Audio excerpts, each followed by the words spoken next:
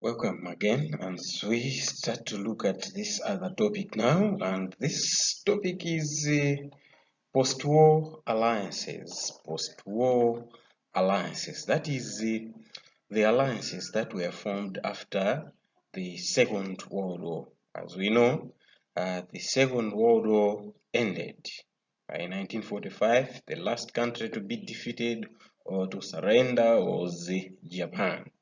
Now, after everything was done during that war, now still more, what happened? What were the things that happened after that Second World War? So here we'll be looking at the post-war alliances, the alliances that were formed now after the outbreak of the Second World War. Now, let's look at the background to this post-war alliances. So these ones, the post-war alliances, basically they originated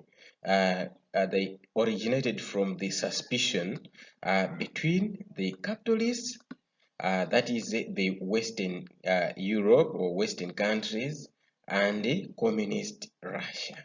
So it was basically between Russia and the Western countries. So there were suspicions, as we have pointed out.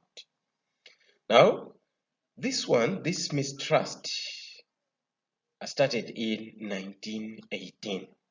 So remember in 1918, the Western allies, Britain, France, they intervened during the Russian Civil War. You remember the Russian Civil War? We talked about this, that there was the Russian Civil War between 1918 and 1921. So during that Russian Civil War, the Western countries, they intervened that Russian Civil War. So this convinced Russia that the West did not like the system of its government, to say the Western countries, they were not happy with the communism. Remember 1917 communist revolution in Russia, when the Tsar was deposed and there was a change of government from autocracy to communism, that is in Russia. So the Western countries were not happy with that. So Russia again, by that time, by 1918, then Russia was convinced to say, yes, these Western countries, they don't like our system of government. Therefore, by this time, the leader of Russia was Stalin. So he believed that if the West could be given that chance to crush communism, they would do it at any time. So he did not want to give any chance to the Western countries to crush communism. So he did not want that one. So as we'll be looking at this, the post-war alliances, there were alliances, as we have pointed out on the background, to say they were basically the crash of ideas. This one will continue with the next topic that we'll be looking at, the Cold War. It was also the crash of ideas. But even the alliances that were formed, they were also in that line, on the crash of ideas between capitalism and communism. So the first one to look at is this one, the political alliances. The political alliances. So let's look at these political alliances. What were these political alliances that were formed there? So the first one is the North Atlantic Treaty Organization, abbreviated to NATO. So this one started with the signing of the Brussels Treaty in May 1948. So it was a defensive pact that drew together Britain, France, and the Benelux, Belgium, Netherlands, and Luxembourg. So all these countries, European countries, they were brought together in this pact. A pact is like a union. So it was a pact that brought together all these countries together. So later on, USA, Portugal, Canada, Iceland, Italy, they also joined with an aim of counterbalancing the Soviet Union. Because, as we have pointed out, don't forget that we are saying that these alliances were formed as a clash of ideas, communism and capitalism. So all these countries that we have just mentioned, they are the capitalist countries and they were against communist ideas. So the Soviet Union was the one that was advancing communism, as we know, Russia. So the NATO was officially set up on 4th April 1949. That was when the NATO was formed. So Greece, Turkey, they joined in 1952 and West Germany joined in 1955. So remember, Germany was divided. Soon after the war, Germany was divided into West Germany and East Germany. So we are going to dwell much on that one as we look at the Cold War. So France was not happy with the American dominance and she withdrew in 1995. So she withdrew but rejoined in 1995. So she withdrew, should be 1956, but should be 1950s or 1970s. You can find out, you can always find out when France withdrew, but not necessary. But the idea is that we have to know that France withdrew at some point and also rejoined, but she rejoined in 1995. Members of the NATO, uh, all the countries that the member states, they pledged to interpret an attack on one of them as an attack on all of them. So that was their interpretation, to say they made a pledge, like a vow, to say, all right, if, for example, Belgium is attacked by any of the communist states, it means that that war is not against Belgium alone, but all the members of the NATO. So they made that pledge. So when Russia developed an atomic bomb in 1949, the alliance appeared to be a counterbalance. The alliance appeared to be a counterbalance itself. So what we are saying here is that in 1949, Russia developed the atomic bomb, like the one that was thrown at Nagasaki and Hiroshima there in 1945 in Japan. Russia developed hers. So it was like when Russia did that, it was like now a counterbalance, to say things now were balancing. On the other side, the Soviet Union, they were more powerful, as well as on the other side, the capitalist countries or the NATO, they were also more powerful. So Russia would not dare attack West Germany in the presence of the NATO. So as we have just pointed out, to say Russia at one point in time was Germany, Germany was divided after the war, was divided into East Germany, which belonged to communism or communist Russia, and West Germany, which was for capitalism. But Russia wanted to dominate the whole of Germany. So that's why we are saying here that Russia would not dare attack West Germany, which was under capitalism. So because there was the NATO, so Russia could not dare do that. So besides being a defensive treaty, that is the NATO, it was a significant step towards European cooperation. European cooperation. Today we hear about the European Union, things like those. Those ideas, we can say they emanated from the beginning of the NATO, because it brought all the European countries, Western countries together with one idea. Then it was the beginning of European cooperation, to say they were together. We have looked at the NATO as the first alliance, the post-war alliance. Let's look at the other one, and this one is the Warsaw Pact, the Warsaw Pact. So this one, it was a response of the Soviet Union when West Germany joined the NATO on 5th May 1955. So West Germany was an independent state. So she was not forced to join the NATO, but she willingly joined in May, 5th May 1955. So this one, uh, the Soviet Union created a Warsaw Pact. So this one, it was a union of the communist states on 14th May. So it was a communist version of the NATO. So you should understand it very well there, that this one, it was formed as a counter NATO to form something similar to what the capitalists had formed. So we are saying that West Germany joined the NATO. And in response to that, that's why Russia formed the Warsaw Pact, so that they counter whatever the NATO would be doing, especially in Germany. So its members were Russia, East Germany, which was called the German Democratic Republic, and there was Hungary, Poland, Romania. All these, they were the members of the Warsaw Pact, the Warsaw Pact.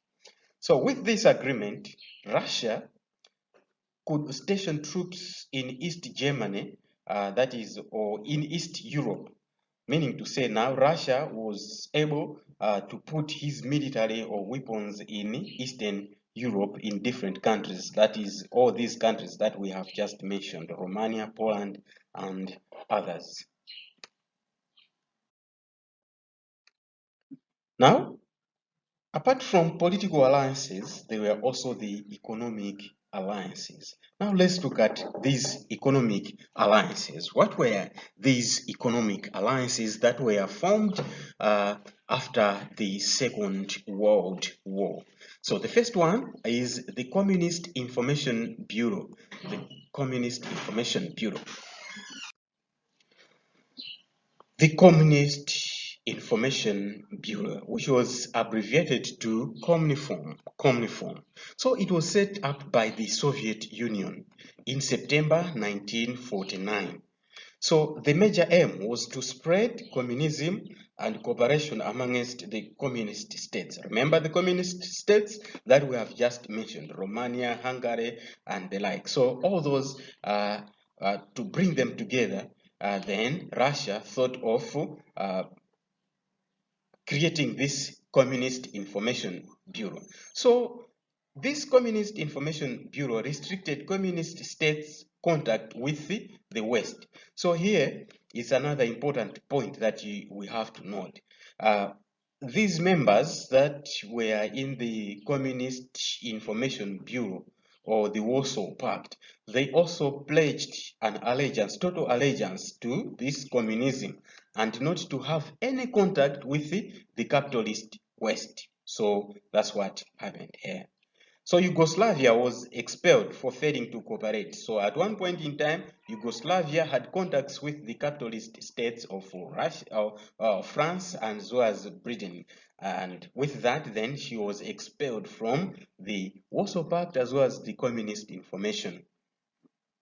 The alliance, however, was dissolved in 1955, so it did not last long. The Communist Information Bureau did not last long. By 1955, it was not there. And another economic alliance is this one, the Organization of European Economic Cooperation, OEEC, OEEC.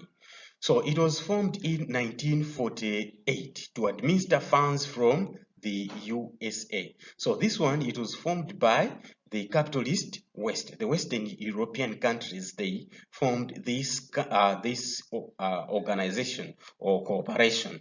So their aim, as we have said, that it was to administer funds that were donated by the USA. So it was also aimed to encourage trade among members by reducing trade restrictions. So it encouraged trade amongst the Western or West capitalist countries. So it was like, if you can see this one, it was a counter Communiform, because the Communiform restricted its members not to trade with the other countries outside the communist world. So this one, it was also to trade, to encourage trade within the capitalist world. So when USA and Canada joined, it changed its name to economic cooperation and development. So it was called economic cooperation and development, because they removed this one, European, the word European, because Canada and Europe and USA, they are not European countries. So when they joined, they changed it in 1960. They changed the name to Economic Cooperation and Development. Now, the third economic alliance was the Council for Mutual Economic Assistance. So this one, it was in response to the OEEC. So what happened was that the Soviet Union formed the Comecon. So they formed the Comecon as a machinery for coordinating policies of the East communist states. So that's what happened. They formed the Council of Mutual Economic Assistance, which was abbreviated to Comecon. And the other economic alliance was the European Economic Community. European Economic Community. So on this one, France and Germany, they came together. They came together to be equal in order to reduce danger of conflict in Europe.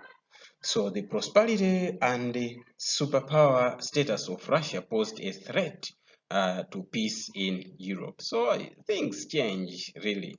Well, we looked at this to say during this First and Second World War, the country that was bringing pressure to other countries was Germany. But this time after the Second World War, it was Russia, which was giving threats to other European countries. So as such, it was necessary for countries to come together and form a unity because of Russia's threats. So there was need for Europe to speed up economic recovery. So why speed up economy, or why mention the economic recovery, is that we are talking of the period when infrastructure has just been destroyed after the Second World War. Many things were destroyed.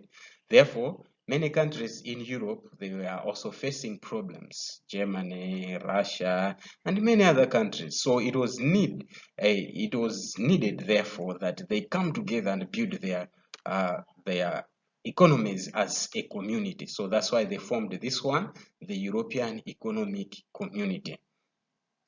So in European Economic Community, this one, it was established in 1959, in January 1959. So the economic or European Economic Community was there from 1959. So in Britain alone, it was called the Common Market. So Britain named that one the Common Market. So it became the biggest world exporter and importer of raw materials. So this Common Market or European Economic Community, it was the biggest exporter and importer of raw materials. So it meant that countries now were able to buy raw materials from somewhere and start developing their industries. So it reduced the trade barriers. So importance of this European Economic Community was that it reduced the trade barriers, which increased trade among the member states. So when there is no trade barrier, it means that people will be trading freely. When the tariffs are low, it means people will be getting raw materials to where they are needed at a cheaper price, as a result developing or processing or producing many things at the low cost, therefore improving the status or the economies of the countries. So in 1967, a special agriculture fund which subsidized agricultural input and product was initiated. So there was the agriculture fund which was initiated in 1967. So the aim was to subsidize agriculture inputs and the products. So it was like just as we do in our country here, the government now and again, each and every year, it gives the farm inputs maybe to the needy people, things like those. But here, it was like a universal subsidy to say the countries or the people, they needed to buy agricultural inputs at a low cost. And again, even during the marketing time or production time, they were also to sell their things at a given price. No one was supposed to sell his products at a lower price or very high, but at a universal price. So they did that, and the aim, we have already said that it was to improve, to speed up the economic recovery. Then we go back to what we also looked at. If you remember, we at one point in time looked at the Yalta Conference. You can remember this one. So the Yalta Conference, it was about Stalin. So Stalin and Roosevelt and Churchill, which is Stalin, Russia, Roosevelt, USA, and Churchill, Britain. They met at Yalta in Ukraine. This is just a reminder because we looked at this at one point in time. So they met in Ukraine to see what would happen after the fall of Germany. So here, that's where you need to understand it very well. Understand this part very well, because some of the facts we have already mentioned about Germany. So here, it was in 1945. It was for sure. These people were sure that Germany is going to be defeated. So when they met, they said, all right, now as we are going closer to the end of the war, what is going to happen with the Germany? So they met at Yalta, these three countries. So they agreed. So these agreements are the ones that you have to take note, because they are the ones that we are going to talk much in the next topic, that is the Cold War. So they agreed the following. Number one, to divide Germany into American, French, Soviet, and the British zones. So Germany was to be divided into 4 zones. So those 4 zones were for America, France, Russia, and Britain. And not only that, Berlin, the capital of Germany, which was in the Soviet zone, would also be divided into 4 sectors. So look at that. Germany to be divided into 4, and the capital city of Germany, which was to be in the part of Russia, it was also to be divided into 4 sectors. So it is like we are saying dividing Malawi into 4: southern region, central region, eastern region, and the northern region, like 4 regions. Then, what is the capital city of Malawi? Lilongwe, which is in the central region. Then dividing it again into 4 sectors: the sector for the northern region, the sector for the eastern region, the sector for the southern region, and the sector for the central region, into 4. So that's what happened with the Germany, the division. So they agreed, these 4 gentlemen, Stalin, Roosevelt, Churchill, they agreed on those things. And not only that, they also agreed to punish the Nazi war criminals responsible for the genocide. Remember, we looked at the holocide, the bad things that were happening in Germany. So these gentlemen, apart from dividing Germany, they also said we are going to punish all the Nazi leaders who were named the war criminals. And not only that, also to allow countries liberated from Nazi occupation to hold free elections to elect their governments. All those governments that were taken by Adolf Hitler, they should be liberated and be given freedom to elect their leaders. So Russia would enter into war against Japan once Germany had surrendered. So they also agreed that one to say, all right, Russia will also enter into war against Japan, which was fighting alongside Germany and Italy. Remember when we talked of the Axis powers.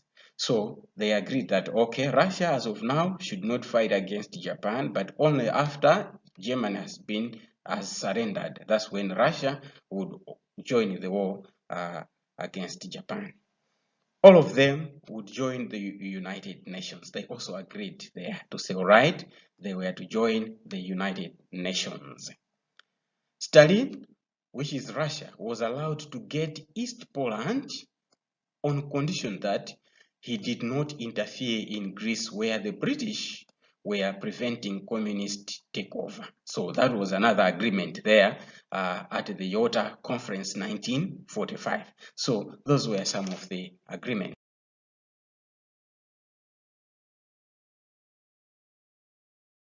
Simutaya nthawi yanu kufunafuna maphunziro muzakhala wotumidwa moyo wanu wonse. Ngati simuphunzira anthu azingokutumani ajala kalime ajala kuchwe manyazi ajala katende yanti ndipo anthu ophunzira wandu wotuma so kwambiri. Ndiye ngati simuphunzira skulu akuyikirani aba mukhala otumidwa.